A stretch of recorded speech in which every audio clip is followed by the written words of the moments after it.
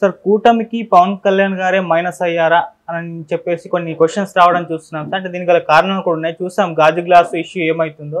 So అంతకుముందు చంద్రబాబు నాయుడు గారు పగిలిన గాజుతో జగన్మోహన్ రెడ్డి గారిని పొడవండి అని అన్నారు. కానీ ఇప్పుడు అదే గాజు గ్లాసు చంద్రబాబు గారిని పొడుస్తుందని అంటున్నారు. అంటే ఏం జరిగిందంటారు సార్? దీనిపైన మీ ఒపీనియన్ ఏంటి? నిజంగా కూడా ఒక పవన్ కళ్యాణ్ ఒక పెద్ద బలం నిజానికి తెలుగుదేశానికి. ఎందుకంటే పవన్ కళ్యాణ్ అనౌన్స్ చేసే వరకు కూడా పొత్తుని జైలు దగ్గర అనౌన్స్ చేసే వరకు కూడా ఒక రకమైన నిరాశ నిస్పృహలు తెలుగుదేశం కేడర్ని కావచ్చు, నాయకత్వాన్ని కావచ్చు, శ్రేణుల్ని కావచ్చు మొత్తం ఆవరించింది. ఒక రకమైన అంటే ఆయన జైలుకి వెళ్ళినాక రావాల్సినంత నిరసనలు కానీ ఉద్యమం కానీ రాలేదు. తెలుగుదేశం శ్రేణుల్లో ఒక స్తబ్దత నెలకొనింది. మన లోకేష్ ఏమో ఢిల్లీకి వెళ్ళిపోయి కూర్చోవాల్సి వచ్చింది. ఇక్కడ ఎవరు లీడ్ చేసేవాళ్ళు లేరు. బాలకృష్ణ ఏమో నేను వస్తాను లీడ్ చేస్తాను అంటాడు, కానీ ఆయన మీద ఎవరికి నమ్మకం లేదు. చివరికి ఇంట్లో స్త్రీలు భువనేశ్వరి బ్రాహ్మణి రావాల్సి వచ్చింది.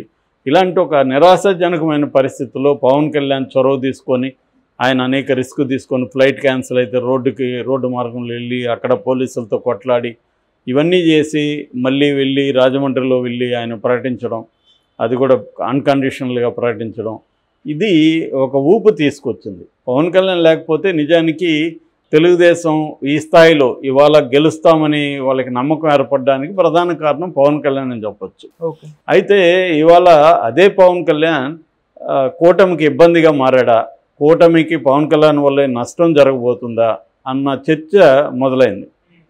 దీనికి ప్రధాన కారణం ఏంటంటే పవన్ కళ్యాణ్ మోరల్ సపోర్ట్ అవన్నీ ఓకే, కానీ ఫైనల్గా జరగాల్సింది ఏంది? ఎందుకు రెండు పార్టీలు కలుస్తాయి? రెండు పార్టీల మధ్య కెమిస్ట్రీ అంటే వాళ్ళిద్దరి మధ్య పై స్థాయిలో కలవడమే కాకుండా కింది స్థాయిలో కూడా ఓట్లు ట్రాన్స్ఫర్ అవ్వాలి. ఈ ఓట్లు ట్రాన్స్ఫర్ అవ్వడానికి సజావుగా కింది స్థాయి వరకు కూడా అందరూ ఈ పొత్తు అవసరం, మనం జగన్ని ఓడించాల్సిన అవసరం ఉంది అని నమ్మాలి బలంగా. సో అది జరిగిందా అనేది చూసుకున్నప్పుడు కొంతమేరకు జరిగింది, కొంతమేరకు జరగలేదు.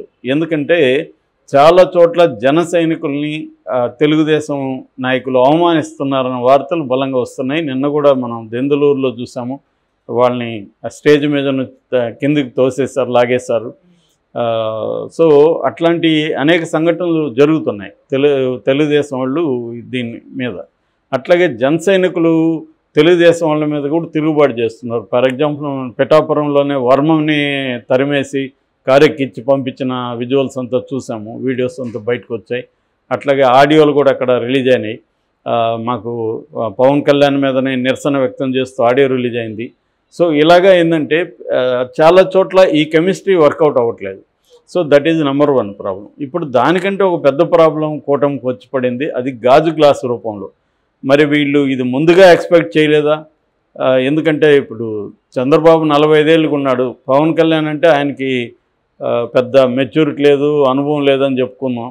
ఎందుకంటే ఆయన కూడా 15 ఏళ్ళు ఉన్నట్టే లెక్క. ఎందుకంటే 88 నుంచి పార్టీ ప్రజారాజ్యం పార్టీలో ఉన్నప్పటి నుంచి ఆయన రాజకీయాల్లో ఉన్నాడుగా. సో లేదు, ఆయన పెట్టినప్పటి నుంచి లెక్కేసుకున్న 10 ఏళ్ళు అయిపోయింది కదా. 2014లో అనౌన్స్ చేశాడు పార్టీ. సో ఆయనకి ఇదంతా ఉండాలి. ఎవరు పార్టీ పెట్టినా ఇవన్నీ ఆలోచిస్తారు. మన పార్టీ ఏంటి, మన సింబల్ ఏంటి, మన సింబల్ని మొత్తం మనం ఎన్ని చోట్ల కంటెస్ట్ చేస్తున్నాం, ఎలక్షన్ కమిషన్ మనకి ఎన్ని చోట్ల ఇస్తుంది, ఇవన్నీ ఐడియా ఉండాలి కదా. ఎవరిని అడిగినా సింబల్కి సంబంధించిన రూల్ బుక్ ఉంటుంది, దాంట్లో కండిషన్స్ ఉన్నాయి, చదువుకున్నా కూడా అర్థమవుతుంది. సో మరి ఇవన్నీ అర్థమైనా కూడా మనం ఎలక్షన్ కమిషన్ మేనేజ్ చేసుకుందాం అనుకున్నారా అనేది డౌట్ వస్తుంది. మామూలుగా అయితే అలాగే అనుకునే అవకాశం ఉంది వీళ్ళు. లేదంటే వీళ్ళు ఇవన్నీ ముందుగా ఆలోచించుకోవాలి కదా. ముందుగా ఏమీ ఆలోచించకుండా ఇప్పుడు కోర్టుకు పోతే ఏం జరుగుతుంది? సో ఇది ప్రాబ్లం అనమాట. సో దాంతో ఏమైంది, ఎలక్షన్ కమిషన్ దాదాపు 50-60 మందికి రెబల్స్ కావచ్చు, లేకపోతే ఇండిపెండెంట్స్ కావచ్చు, వాళ్ళకి ఈ గ్లాస్ సింబల్ ఇచ్చేసింది. ఇప్పుడు వీళ్ళు కోర్టుకు వెళ్ళారు. కోర్టుకు వెళ్ళిన వల్ల కొంత మేలు జరిగిందని చెప్పచ్చు, కొంత ఊరట. ఆ ఊరట ఏంటంటే జనసేన పోటీ చేస్తున్న 21 అసెంబ్లీ స్థానాల్లో ఉండే ఎంపీ నియోజకవర్గాలు ఏవైతే ఉంటాయో అక్కడ కూడా గ్లాస్ గుర్తుని వేరే వాళ్ళకి ఇవ్వద్దు. ఆ మేరకి ఓన్లీ 21 కాకుండా అది ఏ పార్లమెంట్ పరిధిలో వస్తాయో అక్కడ కూడా ఇవ్వద్దు అనేది ఆ మేరకు మంచి జరిగినట్టే. అట్లాగే 2 పార్లమెంట్ సీట్లో జనసేన పోటీ చేస్తుంది. ఈ 2 పార్లమెంట్ సీట్లో ఉన్న 14 అసెంబ్లీ నియోజకవర్గాల్లో కూడా గ్లాస్ ఎవరికి ఇవ్వద్దు. ఇంతవరకు బాగానే ఉంది. ఇప్పుడు ఏమైంది, దాదాపు 62 నియోజకవర్గాల్లో, అసెంబ్లీ నియోజకవర్గాల్లో 5 పార్లమెంట్ నియోజకవర్గాలు, అంటే 5 × 7 35. సో ఇక్కడంతా కూడా ఇప్పుడు వీళ్ళకి ఈ గ్లాసు గుర్తు వీళ్ళకి రాదు, జనసేనకి రాదంటే అర్థం దాన్ని బ్లాక్ చేయట్లేదు, ఫ్రీజ్ చేయట్లేదు, అది అడిగిన వాళ్ళకి ఇస్తున్నారు. సో దీంతో ముందేమో జనసేన కోర్టులో వేసింది. జనసేన కోర్టులో వేసినప్పుడు వీరు వెళ్ళి చెప్పారు, మేము అట్లా ఇవ్వలేము, మాకు ఎలక్షన్ రూల్స్ ఒప్పుకోవు అని చెప్పారు. కోర్టు కూడా కన్విన్స్ అయింది. మీరు పోటీ చేయని చోట ఎలా ఇస్తారు అని కోర్టు కూడా వాళ్ళని ప్రశ్నించింది. దాంతో వాళ్ళు విరమించుకున్నారు. మళ్ళీ మన వర్లరామయ్య ఇదే పనిలో ఉంటాడు కదా. వర్లరామయ్య బిజినెస్ ఏంటంటే ఎలక్షన్ కమిషన్కి రోజు ఫిర్యాదులు చేయడం, కోర్టుకు వెళ్ళడం, ఇదే పనిలో ఉంటాడు ఆయన. సో ఆయన ఎలక్షన్ కమిషన్ దగ్గరికి వెళ్ళాడు. వెళ్ళినప్పుడు వాళ్ళు ఏం చెప్పారంటే, బాబు మేము ఫ్రీ సింబల్, అది ఫ్రీ సింబల్ ఎవరు మొదట అడిగితే వాళ్ళకి ఇస్తాం, ఎవరైనా అడగచ్చు ఫ్రీ సింబల్. వీళ్ళు మొదట అడిగారు కాబట్టి వీడికి ఇచ్చాము. ఇచ్చినప్పుడు వాళ్ళు ఎక్కడెక్కడ పోటీ చేస్తారో అవన్నీ కూడా చెప్పారు. మేము కింద నోట్ ఉంది, దాంట్లో ఇచ్చినప్పుడే కింద నోటు కూడా పెట్టాం, మీరు పోటీ చేసిన చోట మాత్రమే ఇస్తాము, మిగతా చోట్ల అది ఫ్రీ సింబల్గా ఉంటుందని ఇచ్చినప్పుడే మేము నోటు పెట్టాం. మరి అప్పుడే మాట్లాడాలి కదా మీరు, అప్పుడు మాట్లాడున్నా మేమేం చేయలేము, అది వేరే విషయం. కానీ అప్పుడు మాట్లాడకుండా ఇప్పుడు వచ్చేందుకు గోల్ చేస్తున్నారు. మేము ఆల్రెడీ నోటు ఉంది చూసుకోండి మీరు, కాబట్టి ఇది అంతా మేము రూల్ ప్రకారం చేస్తున్నాం అనేది వర్లరామయ్య చెప్పాడు. వర్లరామయ్య బయట వచ్చి వీళ్ళు కన్ఫ్యూజ్ చేస్తున్నారు, వీళ్ళకి అసలు విషయమే అర్థం కాలేదు, నేను కోర్టుకు పోతాను అది ఇది అని బెదిరించాడు. కోర్టుకు వెళ్ళాడు. కోర్టులో కూడా వీళ్ళు అదే చెప్పారు. మరి కోర్టులో ఇంకోటి కూడా చెప్పారు వీళ్ళు, మేము ఇప్పుడు కానీ ఇలా ఈ పిటిషన్నే అసలు అనర్హత అన్నారు వీళ్ళు. ఈ పిటిషన్ కానీ మీరు ఓకే చేస్తే ఎలక్షన్ అయ్యే వరకు పిటిషన్లు వస్తూనే ఉంటాయి అని అడిగారు. ఎందుకంటే ప్రతి ఒక్కడు నాకు ఈ గుర్తు నా అన్ని చోట్ల ఫ్రీజ్ చేయండి, నాకు ఇక్కడ ఇచ్చారు కదా అంటాడు ఇంకొకడు. ఇప్పుడు చాలా పార్టీలు పోటీ చేస్తున్నాయి, ఆ పార్టీలకి ఇచ్చిన గుర్తు కూడా వేరే చోట పెట్టద్దు అంటారు. ఒక 50 నియోజకవర్గంలో ఇంకొక పార్టీ పోటీ చేస్తుంటుంది, ఆ పార్టీకి ఒక సింబల్ ఇచ్చారు. ఫర్ ఎగ్జాంపుల్ కొండ ప్రజాశాంతి పార్టీకి ఇచ్చారు. ప్రజాశాంతి పార్టీ ఒక 50 చోట్ల పోటీ చేస్తుంది, మిగతా 125 చోట్ల ఇవ్వద్దండి అని కొండకు వస్తారు. అట్లా ప్రతిదీ ఏదో ఒక పిటిషన్ తెస్తూనే ఉంటారు. కాబట్టి అసలు పిటిషన్ని మీరు తీసుకోకండి అనేది వాదించింది. కోర్టు కూడా కన్విన్స్ అయింది, ఎందుకంటే వాళ్ళ రూల్ ప్రకారం వాళ్ళు ఇస్తున్నారు, మీకు ఇబ్బంది లేదు కదా, జనసేనకి ఏమి ఇబ్బంది అని అడిగింది కోర్టు. జనసేనకి ఇబ్బంది లేదు, నిజానికి ఇబ్బంది ఎవరికి, చంద్రబాబుకి ఇబ్బంది.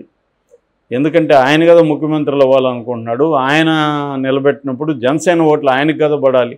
అంటే బీజేపీకి చంద్రబాబుకి ఎందుకు అని చెప్తున్నంటే, ఆయన ముఖ్యమంత్రి, బీజేపీకి ఇక్కడ 4 సీట్లు వస్తే ఏంటి, రాకపోతే పెద్ద ఫరక్ పడేది ఏం లేదు. ఫరక్ పడేది ఎవరికి, చంద్రబాబుకి. సో ఇప్పుడు ఆ గాజు గ్లాసు పగిలితే దాంతో పడవండి జగన్ అని ఆయన సైకిల్ చేసిన వీడియోలు చూసాం మనం. సో గాజు గ్లాస్తో పడవండి అంటే మేబీ ఆయన ఉద్దేశం గాజు గ్లాసు గుర్తుకి ఓటేయండి అని కూడా అనుకోవచ్చు. సో ఏదేమైనా ఇప్పుడు ఆయనకే గుచ్చుకుంది గాజు గ్లాసు, పగిలే కొద్దీ పదునెక్కుతుంది అన్నాడు, కానీ పగిలే కొద్దీ గుచ్చుకుంటుంది. పగలడం అంటే వేరే వాళ్ళకి వెళ్ళడం అనే అర్థంలో తీసుకుంటే, మన ఆయన సినిమా ఉస్తాద్ భగత్ సింగ్లో పెట్టాడు కదా డైలాగు, పగిలే కొద్దీ గాజు గ్లాస్ పదునెక్కుతుందని. అది సినిమాలో వరకు ఓకే, కానీ రియల్ లైఫ్లో అలా ఉండవు. సో రియల్ లైఫ్లో పగిలే కొద్దీ అది వాళ్ళకి గుచ్చుకొని బ్లడ్ కారుతుంది. సో ఇప్పుడు ఏంటంటే చాలా చోట్ల టైట్ బ్యాటిల్ ఉండే అవకాశం ఉంది, కీన్ కాంటెస్ట్ అంటారు. సో ఫర్ ఎగ్జాంపుల్ ఇప్పుడు మంగళగిరి ఉంది, మంగళగిరిలో సుబ్రహ్మణ్యం అతనికి ఇండిపెండెంట్ అభ్యర్థికి ఇచ్చారు. అక్కడ లోకేష్ చాలా టైట్గానే ఉంది. లోకేష్కి కొన్ని సర్వేలు లోకేష్ ఓడిపోతారని చెప్తున్నారు, జ్యోతిష్యులు ఓడిపోతారని చెప్తున్నారు. అట్లాంటి కాంటెస్ట్లో రేపొద్దున 1000-2000 మెజార్టీతో లోకేష్ గెలిచే పరిస్థితి ఉన్నా ఈ గ్లాస్గా గుర్తుకి జనసేన వాళ్ళు వేశారనుకో, ముసలిం ముతక వాళ్ళు మనకు జనసేన గుర్తుంది, మన గ్లాస్ గుర్తుందని. ఎందుకంటే గ్లాసుని విపరీతంగా ప్రచారం చేశారు పవన్ కళ్యాణ్, సినిమాలు ట్రైలర్లు ఎక్కడ చూసినా గ్లాస్ గుర్తుని ప్రచారం చేశారు. అంత బాగా ప్రచారం చేసినప్పుడు వాళ్ళు గుర్తుపెట్టుకొని దానికి పడిందంటే అది చంద్రబాబు గుండెల మీద పడినట్టే.